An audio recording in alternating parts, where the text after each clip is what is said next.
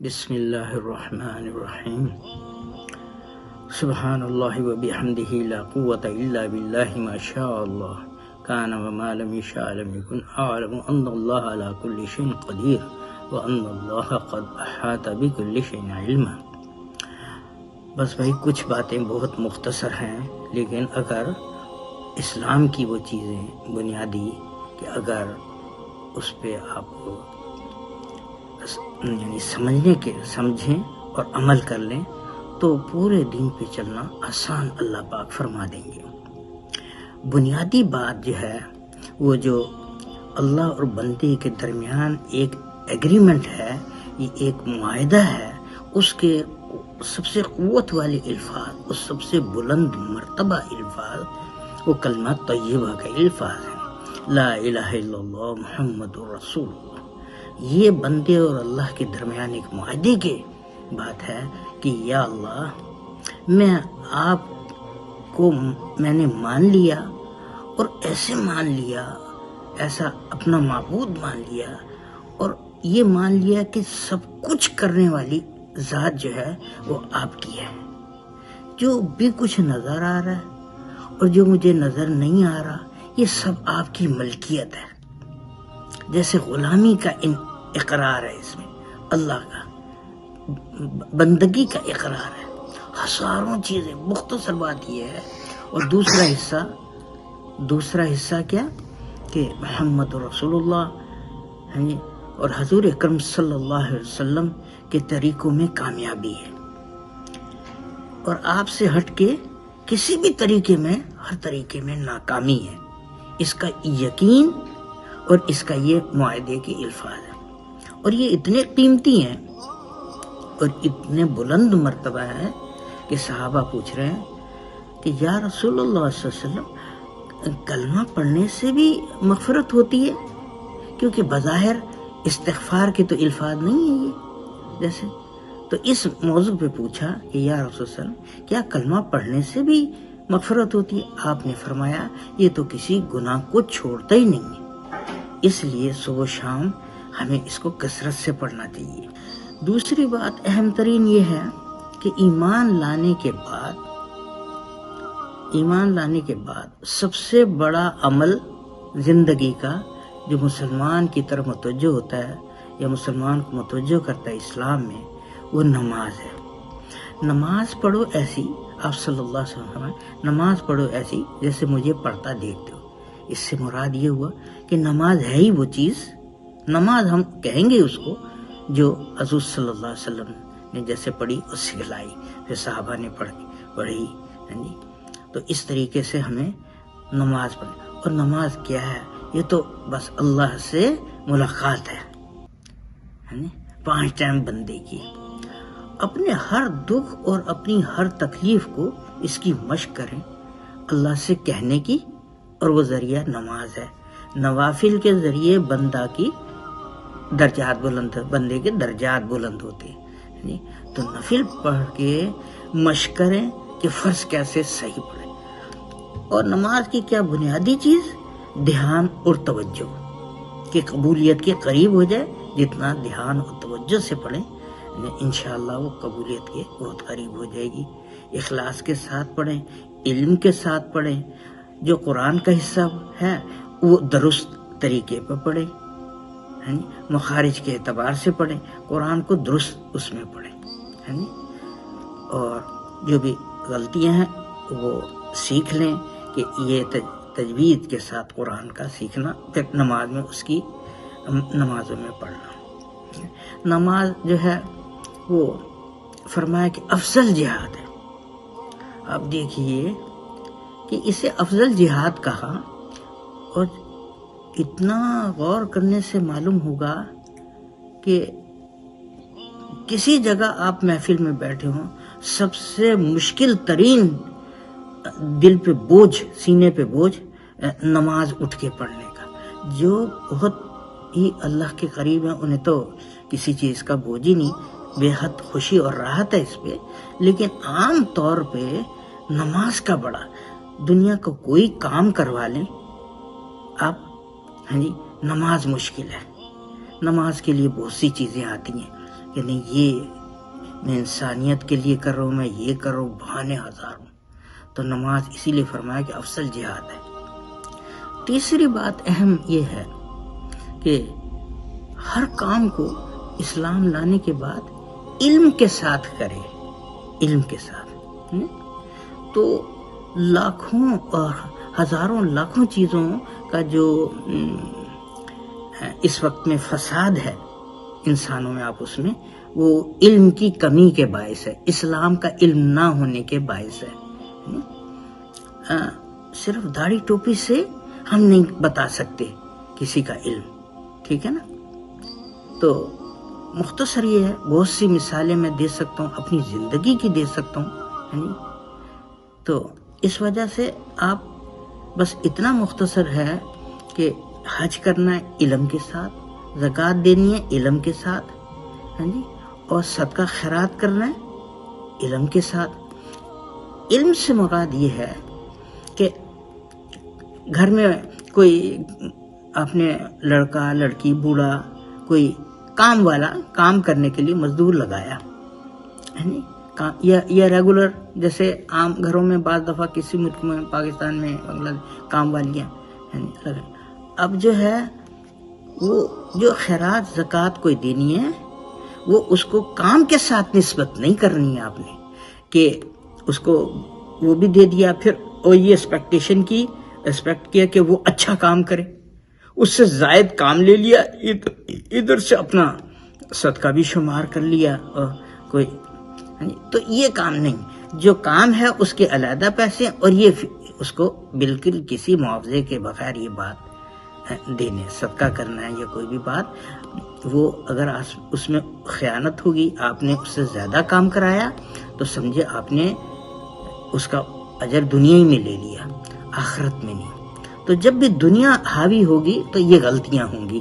جب علم موقوف ہوگا، علم کمزور ہوگا، دین کا علم نہیں ہوگا، پھر ایسی ہزاروں غلطیاں کرے گا. تو علم اور اس کے ساتھ ذکر، صبح و شام اللہ کو یاد کرنا اس کے ناموں سے ذکر کہلاتا ہے جی. حتیٰ کہ درود شریف پڑھے کثرت سے، یہ بھی ذکر میں شامل ہے. چوتھی بات ہے بھئی بحیثیت مسلمان اسلام لانے کے بعد جس کی مشرق سے مغرب آج انسان اس بات کو محسوس کرتا ہے کہ وہ عمدہ اخلاق ہے. تو اخلاق جو ہے، اخلاق کے ساتھ اور ہمدردی اور کے ساتھ اور حقوق کے ادا کرتے ہوئے یعنی زندگی کا گزارنا، ٹھیک ہے. جیسے حضور اقدس صلی اللہ علیہ وسلم کا ارشاد ہے کہ میرے پاس جبرائیل علیہ السلام متعدد بار آ کے ہمسائے کے حقوق کے بارے میں مجھے اتنی تاکید کر رہے ہیں کہ مجھے یہ گمان ہونے لگا ہے کہ کہیں ہمسائے کو ہمسائے کا وارث نہ بنا دیا جائے. تو کسی بھی آدمی سوچے کہ کسی بھی ذریعے سے مجھے میری ذات سے کسی کو تکلیف نہ ہو. مختصر بات یہ ہے کہ میری ذات سے کوئی عمل ایسا نہ کریں. اب علم نہیں تو بالکل ہی مشرق سے مغرب یہی بات ہو رہی ہے، یار سارا کچھ ہے پر اخلاق نہیں ہے. کوئی کہتا ہے یہ مثال دیتا ہے، کوئی کہ بھائی مثالیں نہ دیں بری، اپنے کو دیکھیں. ہر شخص جب اپنے کو دیکھے گا تو ایک معاشرہ سب کے ملنے سے بنتا ہے اور وہ ٹھیک ہو جائیں گے ہم سب. تو اپنے کو دیکھے کہ زیادہ بیان کرتے ہوئے کہ کہیں میرے میں تو نہیں ایسی بات کوئی. تو اس طریقے سے عمدہ اخلاق کو اپنائے. اور حضور صلی اللہ علیہ وسلم نے فرمایا جو کسی مسلمان کی شرعی حاجت کے لیے چلتا پھرتا ہے، اللہ پاک اس پہ 73 رحمتیں نازل فرماتے ہیں. ایک رحمت سے اس کے دنیا کے کام بنیں گے اور 72 اللہ پاک آخرت میں اس کا ذخیرہ کر لیں گے انعامات کے لیے. اور بھئی سارے اعمال کی، سارے سیکھنے سکھانے کی نیت پہ دار و مدار ہے کہ جو بھی آپ کام کر رہے ہیں اس سے تھوڑے سے دیر لمحوں کے لیے سوچیں کہ اس کام کرنے کا جذبہ کیا ہے. کیا یہی جذبہ ہے کہ اللہ خوش ہو جائے مجھ سے؟ حضور صلی اللہ علیہ وسلم کی میں نے بات مان لی، اللہ خوش ہو جائے، میں عمل کرتا ہوں اس پر، اللہ خوش ہو. نہ شہرت انبیاء کا کیا شعبہ کہ وہ لوگوں کو اللہ کی طرف بلاتے خالصتاً اللہ کے لیے، اور ان سے کوئی بدلہ یا صلہ نہ چاہتے. تو جس کام کا بھی اگر دینی کوئی کام کریں گے اور اس کے بدلے میں آپ نے کوئی صلہ، کوئی چیز چاہ لی، زمین کی کوئی چیز چاہ لی، تو وہ زمین پہ شاید مل جائے، آخرت میں کوئی حصہ نہیں ہوگا. کیونکہ آپ نے ایک رحم کیا کسی پہ صرف دنیا کے لیے، شہرت کے لیے، ہر کام زیادہ تو شہرت کے لیے، کہ یعنی آدمی کو اس پہ شیطان نہیں چھوڑتا کہ تیرا تو نام ہی نہیں ہے. ایک صحابی نے جب بیت المال میں کچھ مال دیا تو جو کھڑے نام لکھ رہے تھے ان کا بھی تمہارا نام، فرمایا کہ جس کے لیے دیا وہ میرا نام جانتا ہے. تو اس طریقے پھر حضرت عائشہ حضرت کے فرمایا کہ جو سائل آتا تو وہ آپ یہ صدقہ کرتی تو وہ بہت سی دعائیں دیتا، اور آپ بھی اس کے بدلے میں بہت سی دعائیں دیتے، بعض اوقات دیتی. تو فرمایا سائل کہتا کہ میں تو اس لیے دعائیں دے رہا ہوں کہ آپ نے مجھ پہ یہ صلہ رحمی کی، مجھے یہ دیا. تو فرمایا کہ جو دیا، تو نے دعائیں دی، دعاؤں کا بدلہ دعائیں ہو گئی، اور جو دیا ہے وہ میں نے اپنے رب کے لیے دیا، آخرت کے لیے دیا. اور آخری بات بھائی، یہ 6 باتیں بہت زیادہ اہم ترین تھیں کہ جس کا ذاتی طور پہ بھی میں گواہ ہوں کہ آج سے 16 برس کی عمر سے میں نے اس کا گواہ ہوں کہ سیکھی اور اس پہ کوشش کی، عمل کی. اللہ نے سارے دین پہ اس کا مجھے متا دیکھا، میں نے آسانی فرما دی اللہ پاک نے.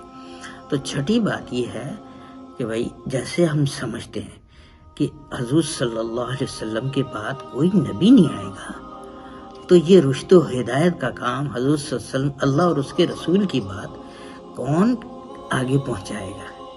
تو ہمارا تو اللہ یہ سوچ ہے کہ کائنات کا ہر مرد اور عورت، تمام کے تمام اللہ کی بات مان لیں، حضور صلی اللہ علیہ وسلم کے طریقے پہ چلیں، مسلمان ہو جائیں، اور بلا تفریق اور بلا کسی صلے کے، بغیر کسی صلے کے اس کام کو کیا جائے. جس طرح جتنی ممکن ہو جتنا اللہ نے استعداد دی ہے، اس کے اعتبار سے اگر دنیا کے کام مشکل سے مشکل کر سکتے ہیں تو اسلام کی بات نہیں، اپنے دوست سے، بھائی سے، اور گھر میں جدھر بھی آپ جاب کر رہے ہیں، جدھر بھی صرف نیت کر لیں کہ میں اللہ کے دین کی بات ضرور کروں گا. اللہ آپ کو موقع فراہم کر دیں گے اور آسانی فرما دیں گے کہ وہ آپ بات کر سکیں گے. اور آخرت میں اتنا بڑا ذخیرہ ہے کہ بے شمار احادیث اس سے متعلق ہے،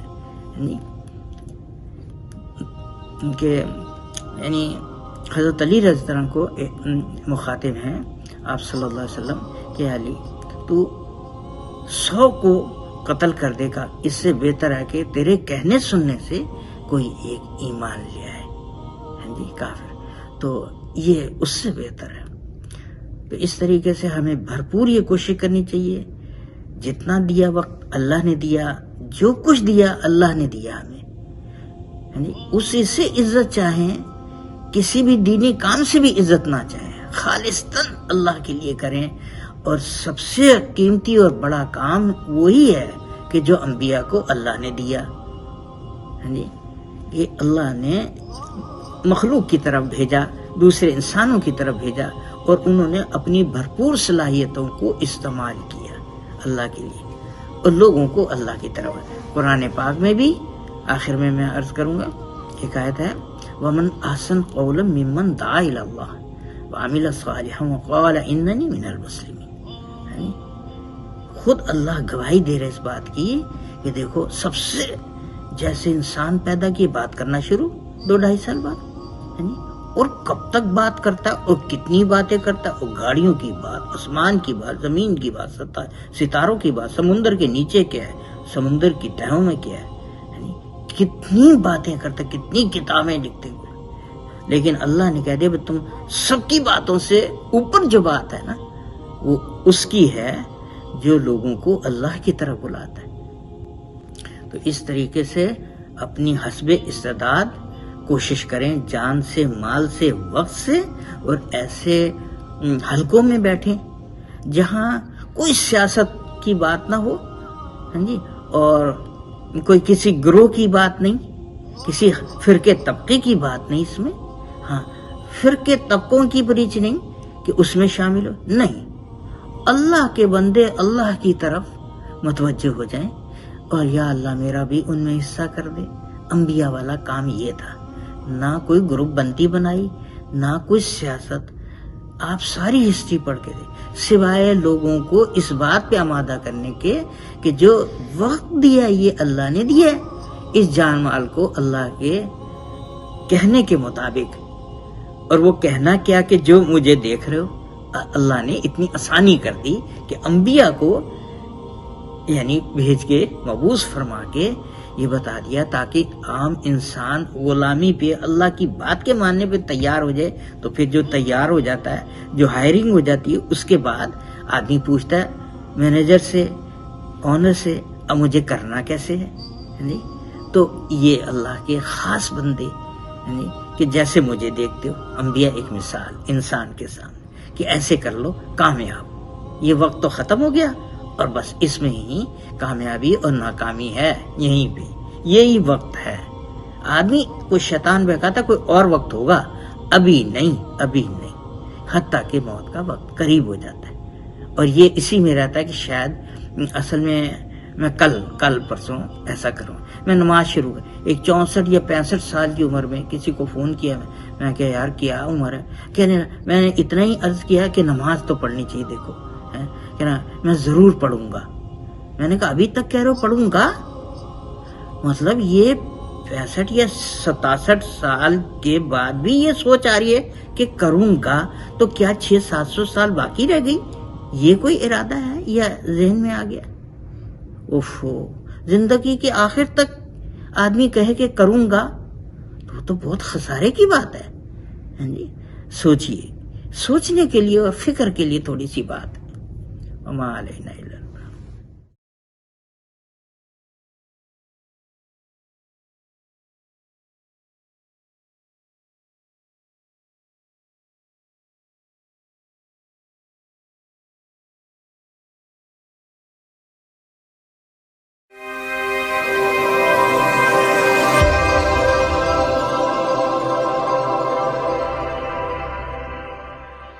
Wisdom Islamic TV, peace for the world.